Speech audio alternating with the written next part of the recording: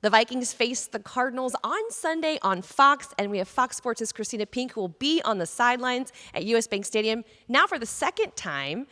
The Vikings are 5-1. What impresses you the most during this opening few games of the season about this team? I think the fact that they're 5-1 and they have yet to really put everything together, right? Like, you've seen a lot of close games. They've been able to pull games out in the fourth quarter.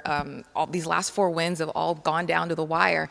And last year they were in those situations, but the difference is they're finishing, And whether it's coaching, whether it's Kirk, whether it's the defense stepping up and make big plays. The last time I was here, against the Bears, it always seems like they figure out a way to get it done. So I think they're still not firing on all cylinders yet, but I think that's what makes it so impressive that they are 5-1.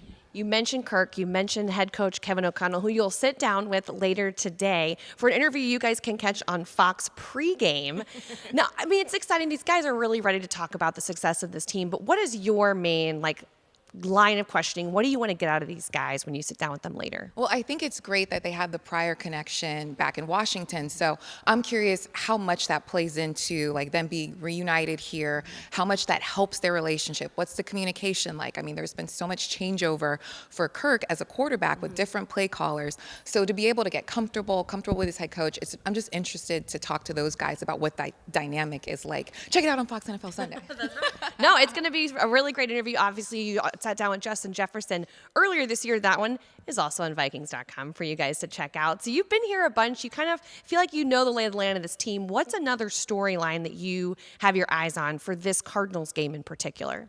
I think the fact that the Cardinals just got DeAndre Hopkins back, their offense had been sputtering for weeks. At this point, they still haven't had a touchdown in the first quarter of a game. So I think the start will be important. But what does their offense look like? Because I feel like it's not the team that we saw in the early goings. Is it the team we saw on Thursday Night Football where they dropped 40-something points, 42, 43 points? Obviously, some of that came from defensive scores. But I'll be interested to see, they move him around a lot, what they get out of a guy like D-Hop. But receivers are fun, right? You got a Justin Jefferson on one side, a DeAndre Hopkins on another side.